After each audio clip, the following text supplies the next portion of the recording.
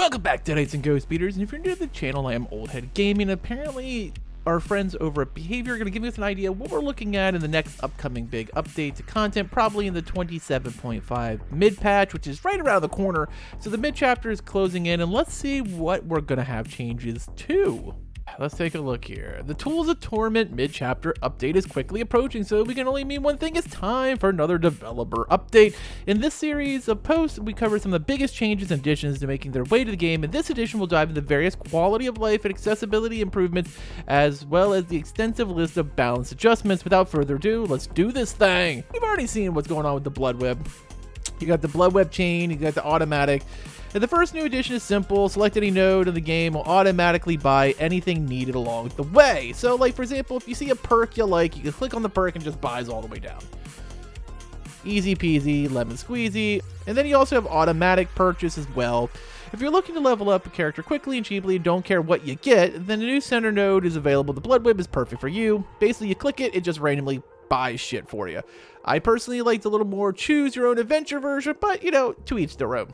Alright, so now we're getting the visual terror radius, which you've seen in the new mobile game. And if you had not seen the Viva La Dirt skits with the glowing hearts, that's exactly what you're getting.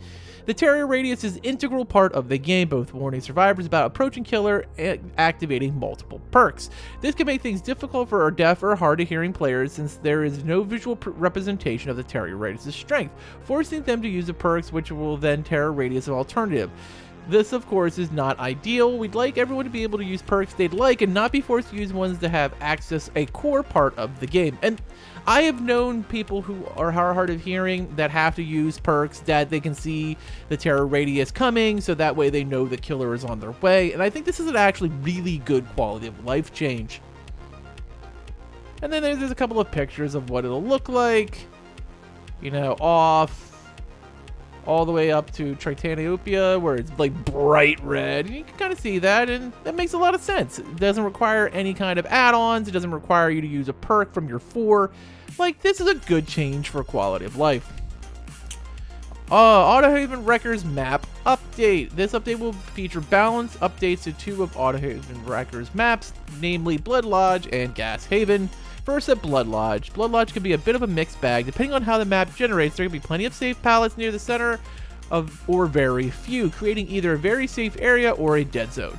This is also very few line of sight blockers, which can make it difficult for stealthy killers to sneak up on survivors. Around the edge of the map, the other hand, the features several maze tiles, high walls of pallets and or windows. Clever survivors can combine these tiles to create strong loops, which make them very difficult to catch.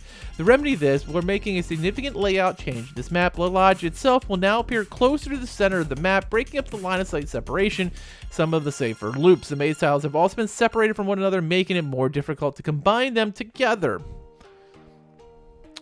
At Gas Haven, features unique car pileups with several tiles long. These special tiles can get in the way of gameplay, however, making it difficult to traverse the map. Chasing a survivor around these walls or cars can also waste a lot of time if they start to chase with a significant lead. Going forward, these car piles will be broken up into smaller single tile chunks. These car piles will also feature potential locations for pallets, helping reduce the potential for dead zones to appear. The Gas Haven station itself will also be moved closer to the center of the map, since this makes this building much easier to go from anywhere in the map. We've reviewed its spawning rules to prevent strong combination windows from spawning and adjust the pallet locations. Throughout the realm, some of these changes will spill over to remaining Autohaven Wrecker maps, including new edge tiles, small tiles that run along the map boundaries, some of which have including gameplay such as pallet spawn locations. Alright, I mean, it makes it a little more fair. I mean, I'm not sure it's going to be a huge thing. I mean, who wants to play Autohaven anyway? Healing. Let's see what the survivors are getting. There's no better way to avoid being put on a hook than an extra healing state. Even if the killer is relentless, you can buy more time to work on generators. Having easy access to quick, plentiful heals can cause problems, particularly for high-skilled survivors who can evade the killer for quite some time. An emergency medkit alone can do the damage done by a long chase is roughly 10 seconds. This doesn't even begin to factor in all sorts of perks and add-ons, which can speed up healing even further and grant more heals for your medkit. For killers, this means that any chase that doesn't end with a hook, even if managed to damage survivors, survivor can be completely undone in a matter of seconds, keeping survivors injured, blah, blah, blah. All right, first, healing will now take 24 seconds. It was 16. Oh, whoa. This will make each hit more impactful, ensuring survivors need longer to heal their wounds. Second, we have rebalanced medkits across the board. Medkits now have 24 charges by default, allowing 1 heal before they're depleted. The different rarities of medkits are as followed. Okay, they've just nerfed healing all the way across the board. Camping kit was 20, was 25. First aid kit was 25, it's now 35. Emergency kit is 30, was 50, no longer increase the speed at which you heal yourself. Ranger med kit, increase the altruistic speed by 35, was 50, increase skill check success zones by 10, was 14, increase great skill check zones by 10%, was 15, and lastly, we've done a pass on medkit add-ons, bringing those which were overperforming in line with the rest, add-ons which are changing the medkits. Oh my god. Okay, let's take a look at this. So first, some perks. Oh boy. Gearhead. First up, Gearhead. Currently reveals the aura of the next survivor to hit great skill check. To add for survivor lose a healthy. These conditions require a bit of work and luck on the killer part to get value of it. Gearhead will slightly be reworked when a survivor loses a healthy. Gearhead activates for 30 seconds. While active, any survivor who hits a good skill check will have their aura revealed for 6, 7, or 8 seconds. Alright, Overzealous grants a repair speed bonus when cleansing a totem, a larger bonus when cleansing a hex. Little did we know that skirmishes that will cause the Boon lovers move forward. Overzealous will activate when blessing a totem in addition to cleansing. We've also slightly increased the bonus 8, 9, and 10% from 6, 7, 8. Alright, Pain Resonance. This perk has gradually found its way back into the meta, and to address this, we have given Scourge Hook Pain Resonance a slight rework. The perk starts with 4 tokens. The first time each survivor is hooked on a Scourge Hook, the generator with the most progress will explode and lose progress. We've also reduced the difference between tiers of the perk is now 11, 13, and 15%. I feel like... I'm not... Oh god, okay, it's Dead Hard. What's going on with Dead Hard? Though Dead Hard initially fell from grace in 6.10, it has steadily climbed back to being one of the most predominant survivor perks. Dead Hard already requires some precision to use, and further reducing the vulnerability window work is far too unreliable and frustrating. Therefore, Dead Hard has also received a slight work. Is this a Dead Hard buff coming? Dead Hard will activate after safely unhooking a survivor when active... What? Hold on a second. What the hell is this? Dead Hard will activate after safely unhooking a survivor? When activated, press the active button when injured and running to gain... What the fuck is this? Dead Hard will deactivate when successfully protects the user from damage. This will put a damper on how often Dead Hard can be used, keeping it in the powerful reward. Yuck. Why did... Marijuana? Man, this is some bullshit, huh? No, I can't say I have. I didn't think so. Boo this man! I mean, I get it. I get why killers hate Dead Hard, but why is this perk just always just getting reworked to the nonsense? Call of Brine. Call of Brine quickly rose to popularity following the metal shakeup last year, granting a large increase to regression of rate of generators. It's not uncommon for a generator fully regress once the survivor is chased away. To tone down its power, we reduced the additional regression speed from 115, 120, and 125, and it was 150, 175, and 200. So a big hit to Call of Brine. Overcharge. Similar to Call of Brine, Overcharge saw a rise in power past year. The perk also increases regression rate of generators pretty substantially. To bring it in line with other perks, we reduced the minimum regression speed up to 130%, was 200.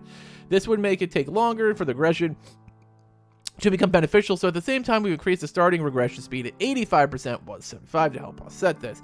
Additionally, the potential for missing special skill checks is reduced to 3 and 4%. Okay. Circle of Healing? What have they done to Michaela? The perk has become a jack-of-all-trades healing perk. Not only does it allow for you and your fellow survivors to heal without a medkit, it also increases speed of healing across the board. Going forward, Boon's Circle of Healing will no longer allow survivors to heal without a medkit. Whoa! Whoa! Instead, it will provide a 40, 45, and 50% healing speed bonus to healing others. This bonus will not apply to healing done with a medkit. Additionally, all auras injured survivors with Boon's range will... What have they done? They've just gutted Circle of Healing. Okay, killer updates. Starting with the mid-chapter, we'd like to include a bundle of small tweaks to various killers in each update. These will be smaller scale than reworks we've done in the past, focusing more on number of tweaks, new features, and significant changes. Larger reworks are still planned, but we want to show some love to our growing roster along the way. So Billy, start your chainsaws and don't worry about them overheating. We've adjusted Billy's overheat mechanic to be more forgiving. The amount of heat generated from both starting to rev and continuing to rev your chainsaw has dramatically been reduced, making the overheat mechanic almost a non-factor when used in loops and overshot distances, much akin to how it used to play. Just as before, heat will begin to dissipate as soon as the chainsaw spins, meaning that most of the heat generated from the short sprint will already be gone by the time to change so it's ready for another attack. This is like old school Billy, okay? The amount of heat generated from chainsaw sprinting, on the other hand, will be increased slightly, therefore changes will be above to counteract this. Long sprints will cause your chainsaw to overheat quicker, so that be careful not to overheat and empty the map. Last but not least, we've toned down the Doom engravings and Doom engraving add-ons. These add-ons will provide less movement speed than they did before. Okay. Oh, Piggly. What are we doing to Piggly? The John's medical file add-on, the pig's crouching movement speed. The add-on hasn't been performing as well, so we've decided to nerf the pig. Oh! Increase the add-on's movement speed bonus to 10%. It was 6. Like, it's so, we're all so used to seeing nerf the pig that they actually had to cross it out. That is well played. Kudos to you, BVR team. Oni! 2 of Oni's add-ons, Black and Toenail, and Bloody Sash, allow him to move faster while absorbing blood orbs, losing less ground in the process, and new add-ons weren't performing as well as we'd like them to, so we're giving them some slight improvements. They will now increase movement speed while absorbing orbs 0.4 meters, 0.7 meters respectively from 0.3 and 0.6. No, slight buff. Freddy. Nightmare Sheep's block and Unicorn block add-ons inflict blindness on survivors who trigger Dream Snare or Pallet. These add-ons weren't doing so well because everything with Freddy is not doing so well, so we've increased duration of the blindness effect on each of these add-ons by 30 seconds. That's fair. Executioner. Scarlet Egg add-on increases the duration of Killer's Instinct inflicted by Rites of Judgment by 1.5 seconds. This doesn't provide much value since Killer Instinct only updates in its position periodically. To make it more meaningful, we've increased the bonus to 3 seconds. Clown. Let's see what they've done to my boy Clown. Redhead's Pinky Finger add-on can be incredibly powerful, allowing the clown to instantly down survivor after hitting them directly with a bottle. We previously toned this add-on down by reducing the maximum number of bottles the clown can hold, but it seems like this downside was not enough to bring it in line. Going forward, the add-on reduced 3 bottles was 2. Ugh, gross. Bright light interactions removal. When Dead by Daylight first released, only 3 killers were in the game. It was unreasonable to bring toolboxes just in case you face the guard, the trapper, or flashlight to burn the wraith when it was 1 in 3 chance. But the killer roster has grown. These mechanics have started to feel out of place. The majority of killers do not have any interactions with survivor items, leading the one that feeling unpunished by something brought beyond their control. In the past, we've removed the ability to sabotage the trapper's bear traps to alleviate this issue. In this update, we'll be removing flashlight interactions with various killer powers. Since some of these interactions aren't very well known, we'll quickly run through each. Wraith. We have removed the ability to burn the Wraith out of cloak. Woohoo! Interesting. Nurse. Similar to Wraith, the nurse could be burned while blinking. This didn't come up very often since it was very risky and difficult to pull off, but it's been removed. Artist. Survivor could shine a flashlight at the crows to scare them away. They didn't come into play very often since the crows could easily be shooed away with using a flashlight. Hag. Arguably the most impactful flashlights, with a long been the sole counter to Hag's phantasm traps. Not only could you reveal the aura of traps by shining the flashlight at the trap, but it would also destroy it. Removing the flashlight effect, Hag's power is a little trickier since it won't leave survivors with no option to set off the trap and risk Hag teleporting to it. To ensure this doesn't make the Hag too oppressive, we're adding the ability to wipe away a phantasm trap. To do this, survivors need to spot the trap, crouch over it, setting it off. Oh, so it's basically now the same as you would do for Trapper's Trap, where you basically spend the like 5 seconds just quickly unlocking. Okay. Easy peasy, lemon squeezy. Deep Rift and beyond. Late last year, deeper levels of the Rift were revealed, allowing players who had already reached Tier 70 to go above and beyond continuing progress to earn alternative versions of outfits. Starting with the Tools of Torment mid-chapter, this Deep Rift will feature unique visuals to better differentiate bonus tiers. As for tomes, you may notice a new trend emerging where the most recent chapter's lore is expanding and following the tome. It's no coincidence something will be doing for all new original chapters moving forward. This will allow you to expand further on the most recent introduced characters' lore in more natural and exciting ways. Licensed chapters, meanwhile, will be the exception. While we would love to expand on their stories, as we have done with past like killers like Ghostface and Bill Overbeck, licensed characters from the franchise of their own will have their own stories still. Therefore, the tomes followed licensed chapters may feature existing original characters instead. And if you've been waiting to learn more about your favorite characters in years past, don't worry, we haven't been forgotten. Older characters will still be featured throughout the tome's minor characters. Alright, the public test build for the Tools of Torment mid-chapter will be open next week. We look forward to reading your feedback. Alright, so we'll be able to test this stuff all out next week. And there you have it. We'll be able to look at all these changes hands-on next week when the PTB drops, probably Tuesday, and then about 3 weeks later we'll get the actual 27.5 chapter, which means we'll probably see all this stuff in about a month. Now, I do have some reservations about some of the stuff that was presented. I think we're going to see some really bad stuff with the med kits. I think that might be a little too far. I love the heart thing for survivors if killers can't see it. I don't think they can, so that shouldn't be a problem. It should be something only a survivor should be able to see, so that way the glowing heart doesn't give off exactly where they are when they're crouching in a corner. But I don't know. Tell me what you think. Are you happy with some of the stuff? Like, some of the stuff just seems weird to me. Like, I feel like they hit survivors pretty hard, but then on the other hand, they've gone after some of the killer perks too. Like, I feel like they're just nerfing everything, and poor Freddy just got a slight buff to blindness, which, let's be honest, blocks aren't the biggest weapon in Freddy's toolkit, so I don't know. Tell me what you think in the comments below. As always, I want to hear your thoughts. Thanks for watching, and later, mates.